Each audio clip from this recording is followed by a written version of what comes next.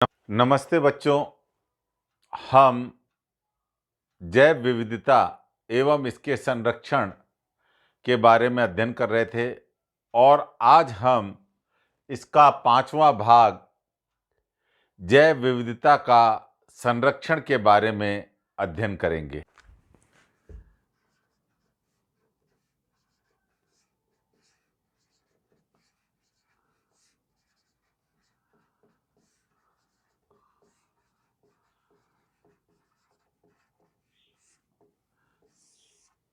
हमारे जीवमंडल और पारिस्थितिकीय तंत्र में संतुलन बना रहे, उसकी जो क्रियाशीलता है वो आगे आने वाले वर्षों में भी बनी रहे, इसके लिए जैव विविधता का होना बहुत ही आवश्यक है। किंतु हम देख रहे हैं कि वर्तमान में मनुष्य के स्वार्थपूर्ण क्रियाकलाप, स्वार्थ के लिए कुछ कार्य कर रहा है या उपभोक्तावादी जो उसकी नीति हैं, उसका जो प्रभाव है वो जैव विविधता पर विपरीत पड़ रहा है।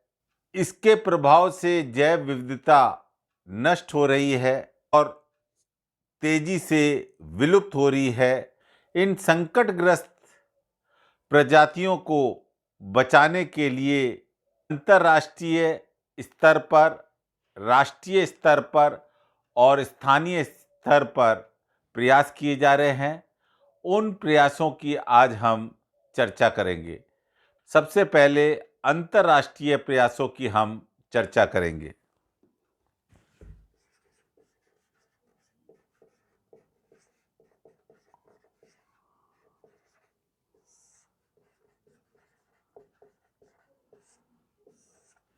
जैव विविधता में आ रही कमी या क्षय के कारण जो संयुक्त राष्ट्र संघ ने 1968 में एक अंतर्राष्ट्रीय संस्था विश्व प्राकृतिक संरक्षण संघ, international union for conservation of nature की स्थापना की।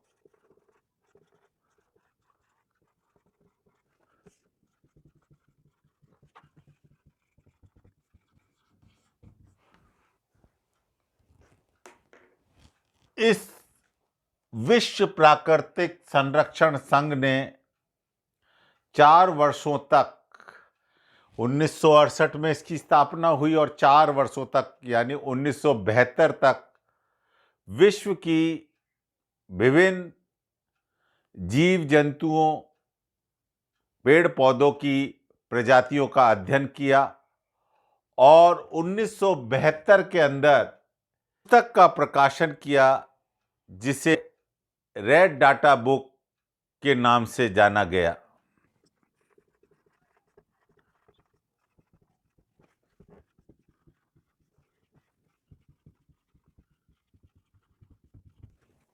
पादप यानी पेड़ पौधों,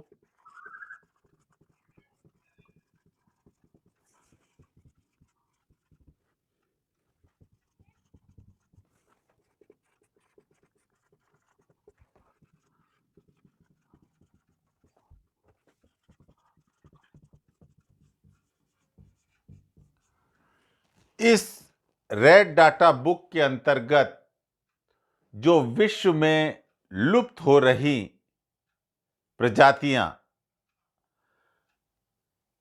के आवास और उनकी संख्या को सूचीबद्ध किया गया।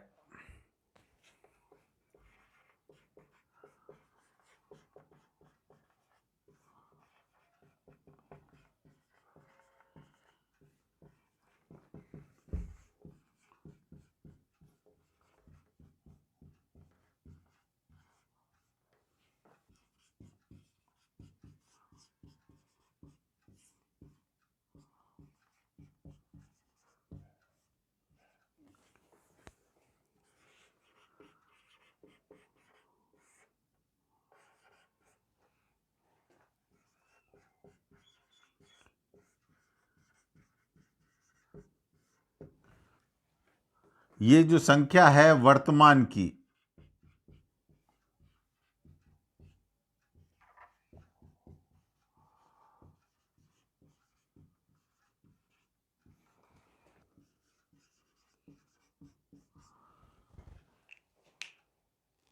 तो 1968 में अंतर्राष्ट्रीय संस्था की स्थापना हुई, विश्व प्राकृतिक संघ, जिसने 4 वर्षों तक विश्व के विभिन्न जंतुओं और पेड़ पौधों की प्रजातियों का अध्ययन करा और उन्होंने एक किताब लिखी, रेड डाटा बुक।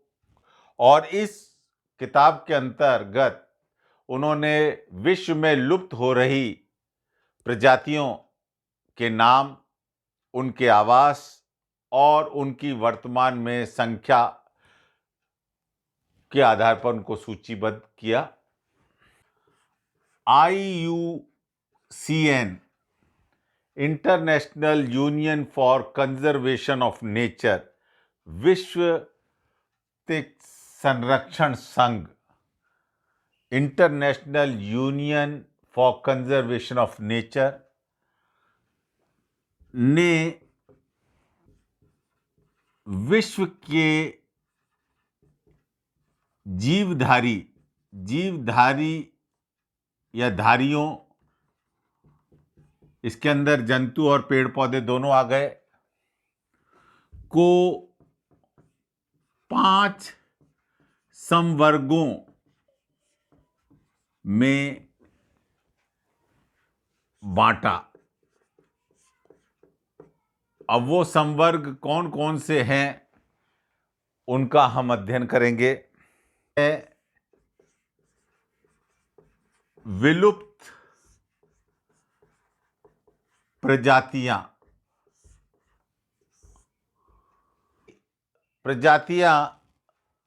जो विश्व में अब कहीं भी जीवित अवस्था में नहीं हैं, ऐसी प्रजातियों को विलुप्त प्रजातियां कहा गया। जैसे डायनासोर जंतुओं के अंतर्गत और राइनिया पादप ये पेड़ों के अंतर्गत।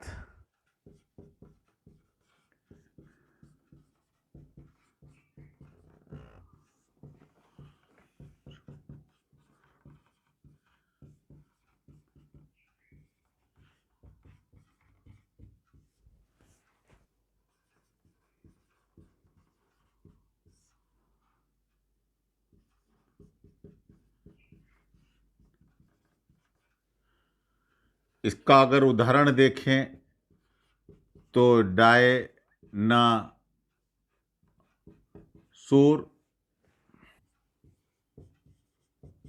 राइनिया पादप उदाहरण भी आपको याद रख के चलने हैं।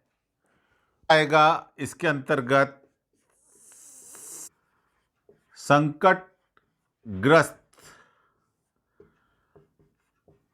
प्रजातियां,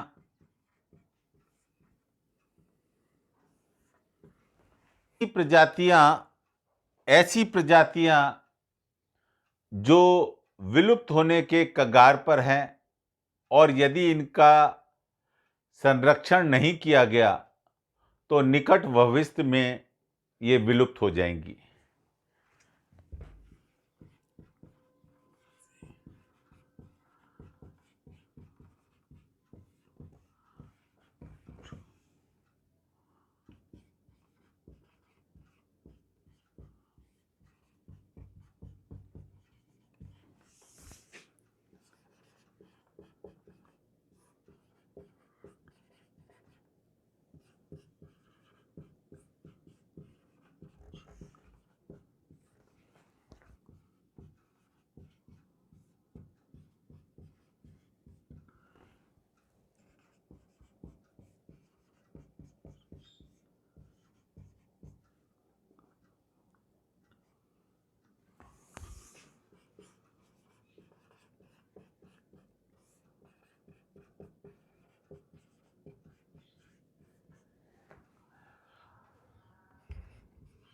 इसके उदाहरण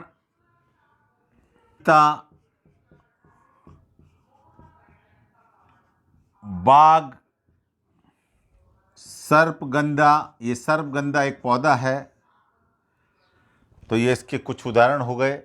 ये ऐसी प्रजातियां हैं जिन पर विलुप्त होने का संकट मंडरा रहा है और इनको संरक्षण की बहुत ज़्यादा आवश्यकता है। जैसे चीता है, बाघ है, सर्पगंधा का जो पौधा है, सर्पगंधा ये पौधा है, और ये दो जंतु में आते हैं। तीसरा आता है अति संवेदनशील प्रजातियां। अति संवेदनशील प्रजातियां ऐसे जिनकी विश्व में संख्या बड़ी तेजी से कम हो रही है और शीघ्र ही इनके संकटग्रस्त श्रेणी में आने की संभावना है।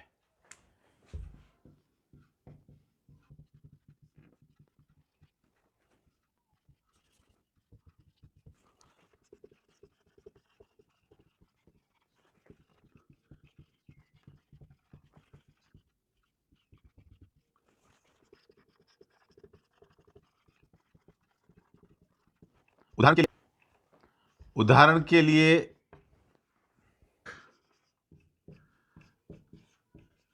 नीलगिरी लंगूर, ये कुछ ऐसी प्रजातियां हैं जिनकी संख्या विश्व में काफ़ी तेजी से कम हो रही है और शीघ्र ही ये संकटग्रस्त श्रेणी में आ जाएंगी। चौथा है दुर्लभ प्रजातियां।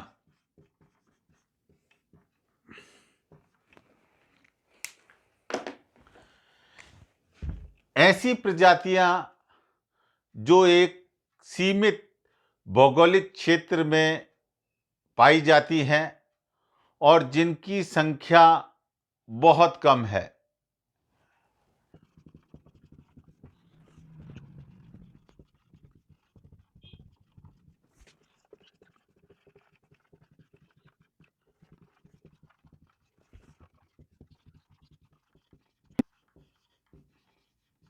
किताब में विरल शब्द आया है। विरल का मतलब भी बहुत कम होता है।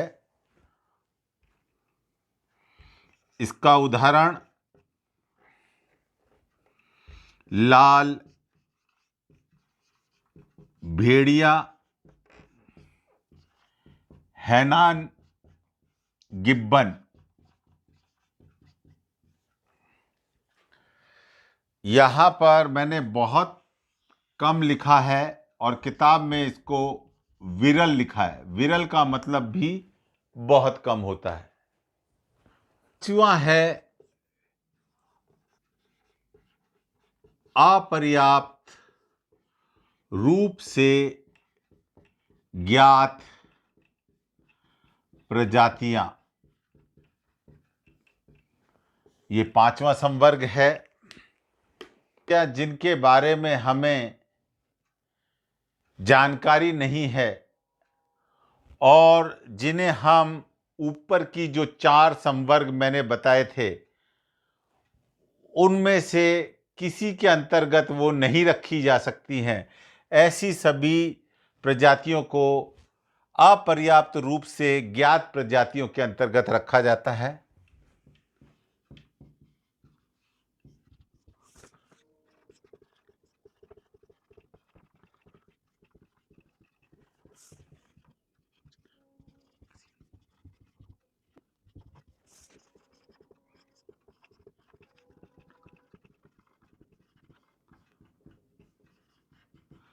यदाकदा हम देखते हैं कुछ ऐसे जीव जंतु या पेड़ पौधे देखने को मिलते हैं जिसके बारे में अभी तक हमें जानकारी नहीं है।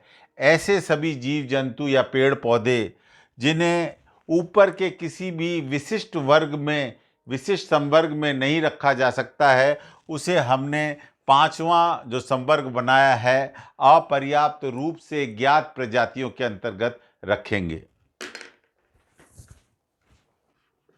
IUCN international union for conservation of nature, विश्व प्राकृतिक संरक्षण संघ ने 1973 में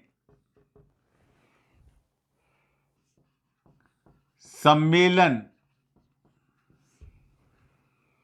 जिसका नाम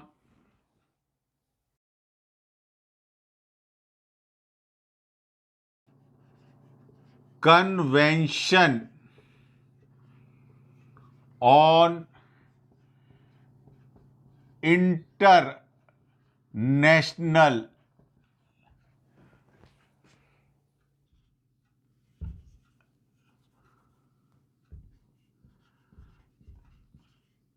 इन एंडेंजर्ड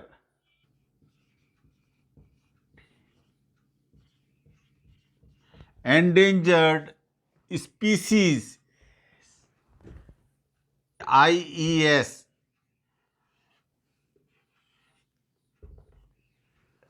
यानी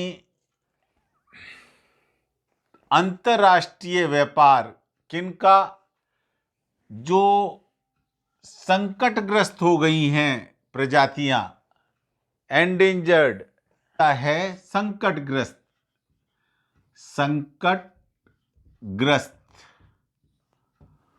और स्पीसीज का मतलब होता है प्रजातियां। कन्वेंशन का मतलब मैंने बताया था आपको सम्मेलन। तो एक सम्मेलन जिसका नाम था city convention on international trade in endangered species, यानी जो संकटग्रस्त प्रजातियां हैं उनके अंतरराष्ट्रीय व्यापार पर एक सम्मेलन बुलाया गया था। इसको हिंदी में लिख देते हैं, संकटग्रस्त प्रजातियों के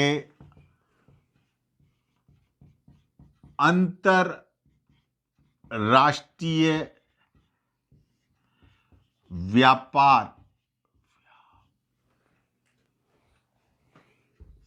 पर सम्मेलन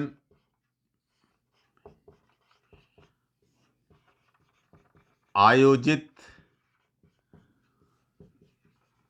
किया गया।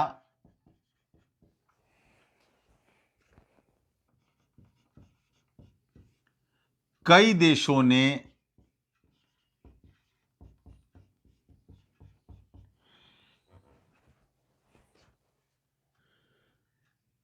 इस तरह के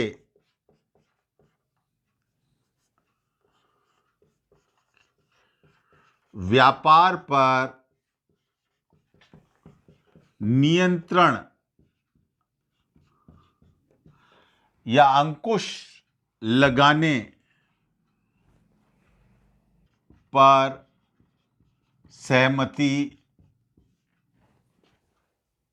ये एक 1973 की बात है, जिसमें कन्वेंशन ऑन इंटरनेशनल, ये नेशनल है, international trade in endangered species की बात कही है।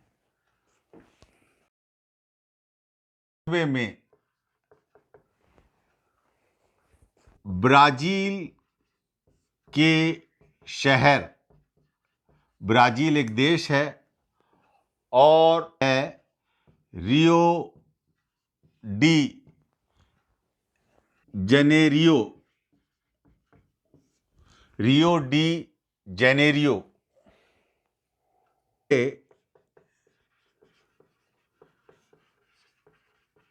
पृथ्वी सम्मेलन,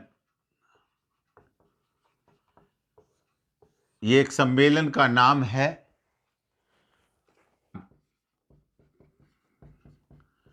जैव विविधता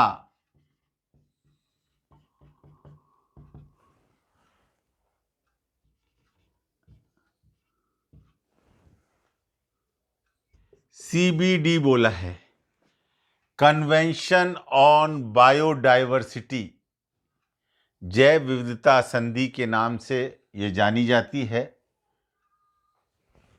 कन्वेंशन बायो सिटी अस्तित्व में आई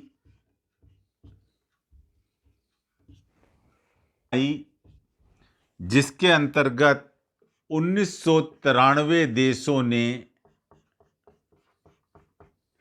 जैव विविधता संरक्षण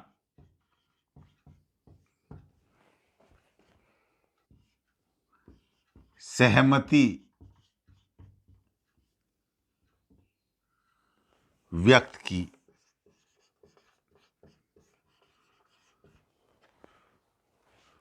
के अंतर्राष्ट्रीय प्रयासों के बाद अब हम कुछ राष्ट्रीय प्रयासों के बारे में भी चर्चा करेंगे।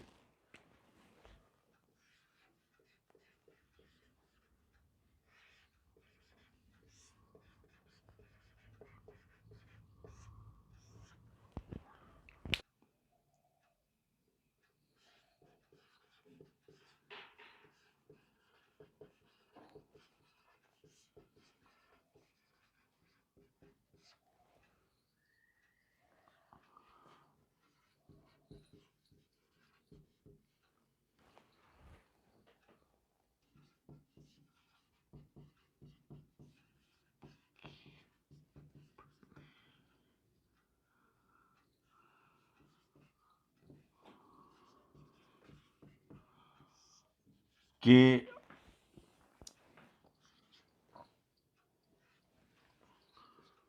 अंतर्गत वर्ष 2002 में जैव विविधता एक्ट 2002 बनाया गया, जिसके 3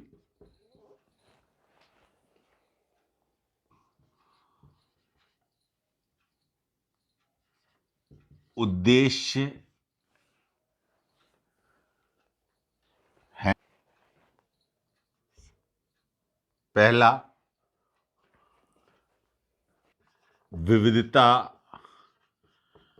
का संरक्षण करना,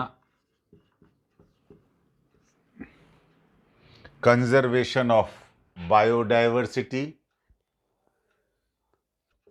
विविधता का इस प्रकार उपयोग करना ताकि लंबे समय तक यह उपलब्ध रह सके। इसको अंग्रेजी में सस्टेनेबल एबल यूज कहते हैं। आता है सतत, यानी लगातार हम उसका उपयोग कर सकें। तीसरा उद्देश्य, विविधता से मिलने वाले लाभों का समान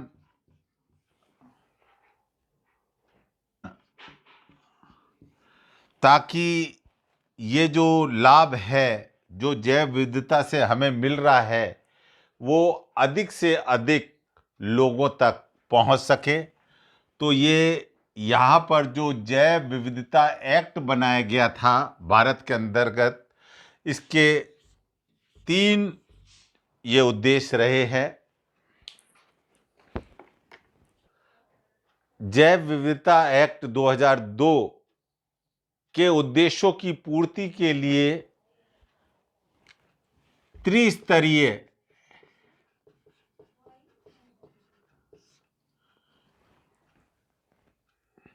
संगठन का प्रावधान है। पहला,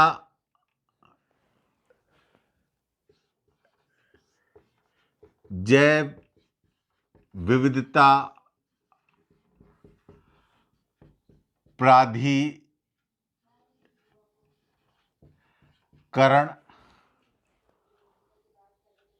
एनबीए, नेशनल अथॉरिटी। दूसरा, राज्य जैव विविधता प्राधिकरण SBB, स्टेट बायोडायवर्सिटी बोर्ड। और स्थानीय स्तर पर विविधता प्रबंध या समितियां।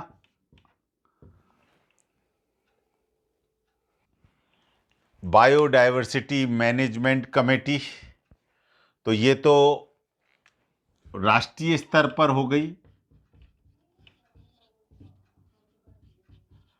ये राज्य स्तर पर हो गई। और ये वाली स्थानीय स्तर पर।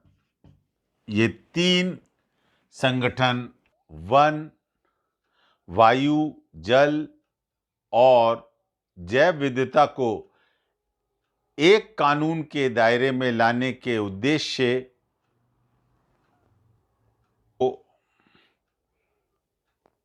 की स्थापना की गई।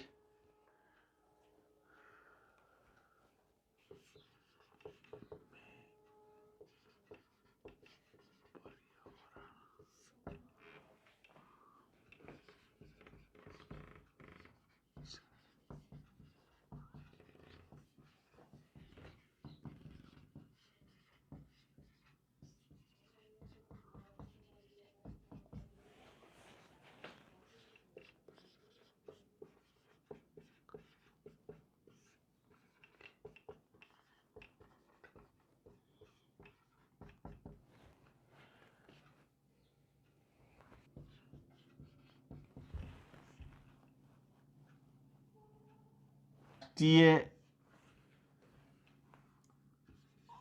हरित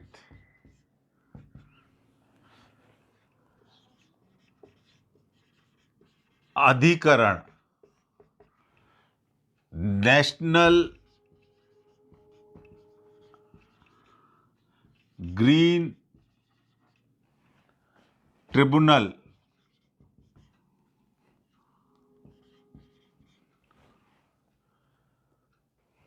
ग्रीन ट्रिब्यूनल का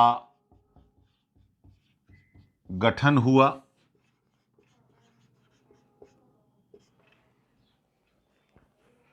अधिकरण के की स्थापना से अब जो भी इस कानून के दायरे में बातें आती हैं, उसके लिए उच्च न्यायालय जाने की आवश्यकता नहीं रही है। उन कानून को से संबंधित विवाद को यह राष्ट्रीय हरित अधिकरण स्वयं निपटाता है। इससे जो विवाद हैं उनका निस्तारण शीघ्रता से हो जाता है।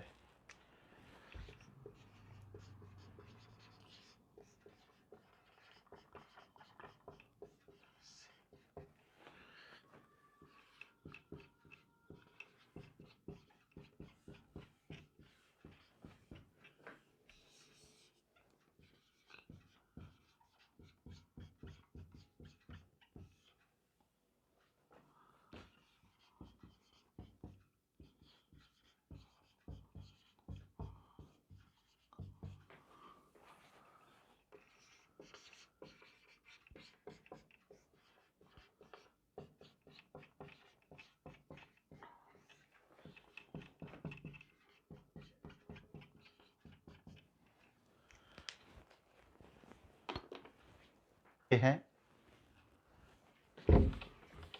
जैव विविधता संरक्षण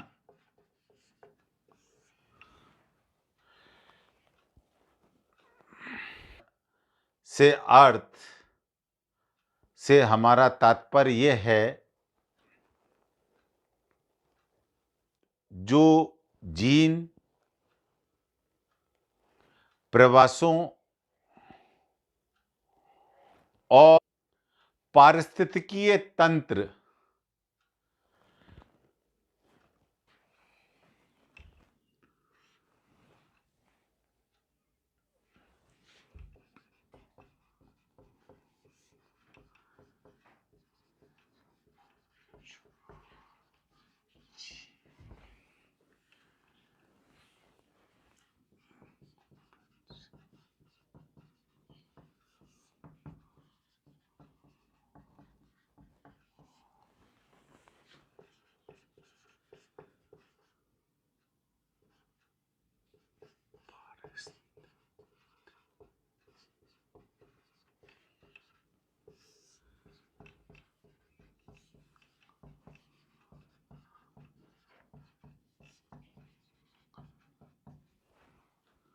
अर्थात जो हमारा इकोसिस्टम है, पारिस्थितिकीय तंत्र है, वो प्रत्येक स्वरूप को बनाए रखा जा सके। क्या अर्थ होगा कि जो पारिस्थितिकीय तंत्र को वह उसके प्राकृतिक स्वरूप को बचाया जा सके। ये जैव विविधता का संरक्षण का अर्थ हुआ। विविधता संरक्षण के प्रकार दो प्रकार होते हैं, स्व स्थानीय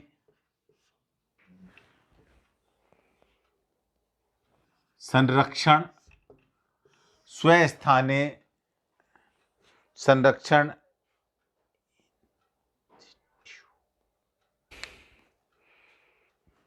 के सबसे उपयुक्त स्थान जो रहता है वो उसके प्राकृतिक आवास हैं।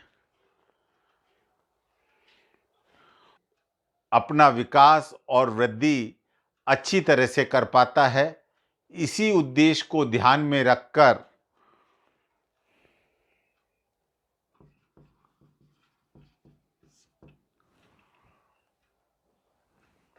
जो प्राकृतिक आवास में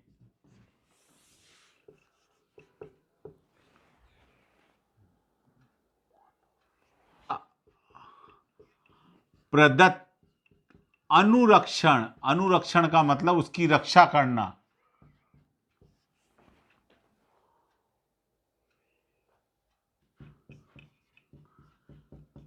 उसे स्वरक्षण, स्वस्थानीय रक्षण कहते हैं। ऐसा संरक्षण जो प्राकृतिक आवास में जीव जहां रहता है वहीं पर मानव द्वारा प्रदत्त अनुरक्षण, मानव उसको संरक्षण दे रहा है, में किया जाता है, उसे स्वस्थानीय संरक्षण कहते हैं। मंडल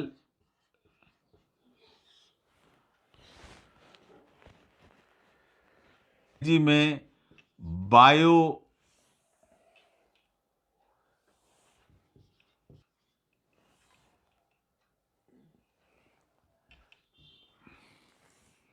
और राष्ट्र नेशनल पार्क्स जिन्हें बोला जाता है, जैसे अपने राजस्थान में रणथंभौर और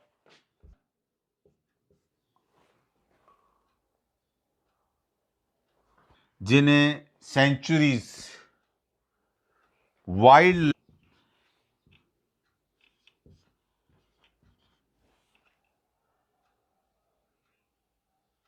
सेंचुरीज, जीवमंडल रिजर्व्स, राष्ट्रीय उद्यान और अभयारण्य ना की गई है। अपन ने ये पढ़ा है।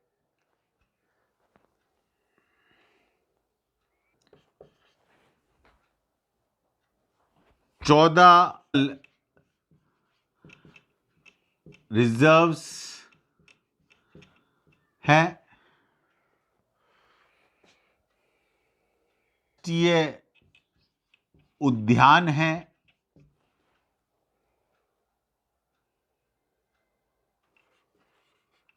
अभयारण्य है। और एक और चीज होती है,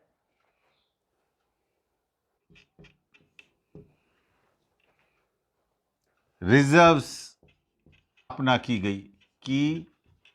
स्थापना की गई।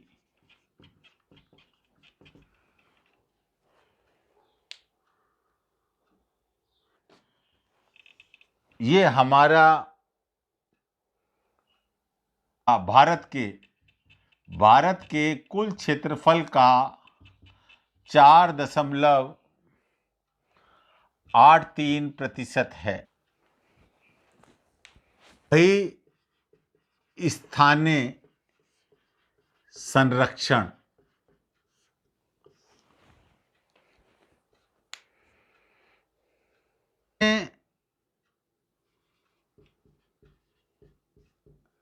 संकटग्रस्त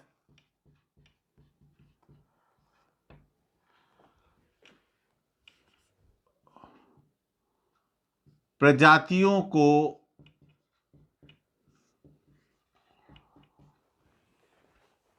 उनके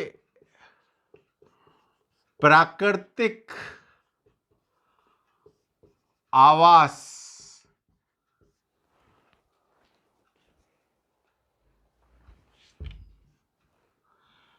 कृत्रिम रूप से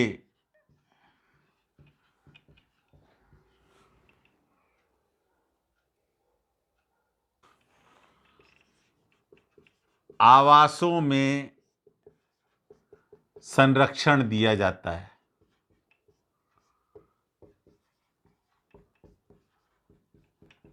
जो बहिस्थाने हैं उसमें जो प्रजातियां रखी जाएंगी, उसमें क्या करेंगे कि जो प्राकृतिक आवास है उनमें नहीं देकर उनके लिए कृत्रिम रूप से आवास बनाएंगे और वहां उन प्रजातियों को रखकर संरक्षण दिया जाएगा।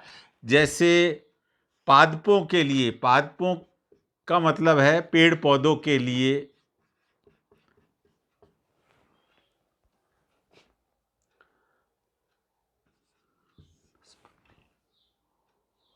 यानी बॉटनिकल गार्डन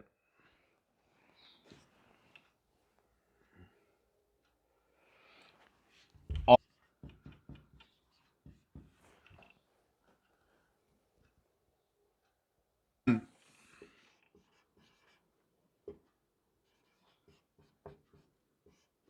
प्रयोगशाला,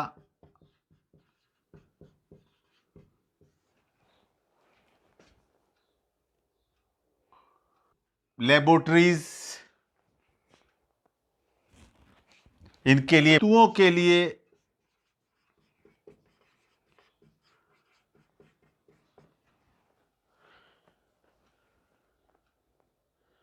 को अपन जू बोलते हैं।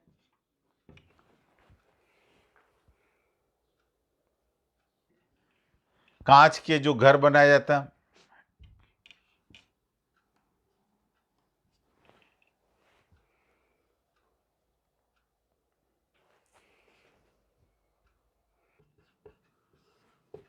प्रजातियों, चाहे वो जंतु हो, चाहे वो पादप हो यानी पेड़ पौधे हों,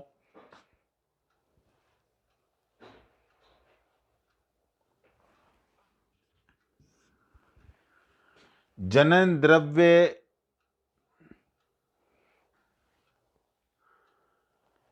फल आग कह सकते हैं, बीजाणु हम शुक्राणु अंडाणु कह सकते हैं को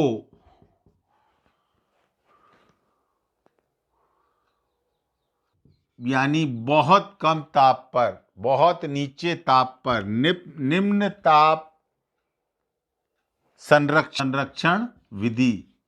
विधि यानी बहुत कम ताप पर, कम, निम्न का मतलब है कम।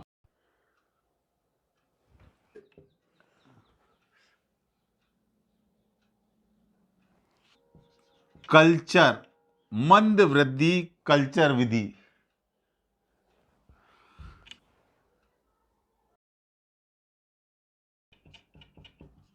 कहने का अर्थ है जो जीव जंतु हैं या पेड़ पौधे हैं, उनके जो जनन द्रव्य हैं, जैसे पेड़ पौधों में बीज होगा, फल होगा, पराग होगा, बीजाणु होगा, ये जनन द्रव्य है। या जंतुओं के अंदर शुक्राणु और अंडाणु है, ये जनन द्रव्य हैं। उनको कम ताप संरक्षण विधि का उपयोग करके या मंद वृद्धि कल्चर, जैसे बीज हैं या फल हैं, इनमें वृद्धि हो जाती है नमी पाकर, तो उस वृद्धि को रोकें। मंद का मतलब कम करना, धीमा करना। मंद का मतलब होता है धीमा करना। उस वृद्धि को धीमा करने की ऐसी पद्धति अपनाकर हम इनको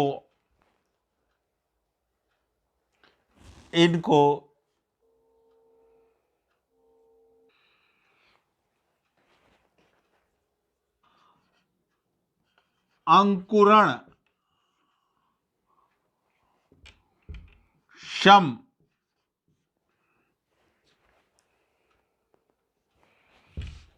अवस्था हो जाता है, यानी उसमें एक नया जीव जन्म ले सकता है। उस अवस्था में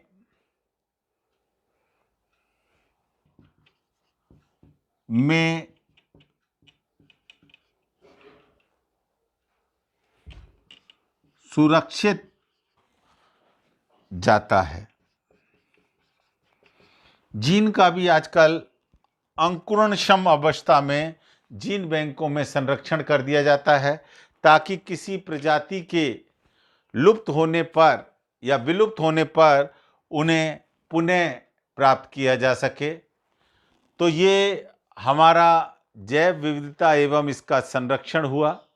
इस पाठ के नोट्स तैयार कर लें और पुस्तक के अंत में दिए गए प्रश्नों को अपनी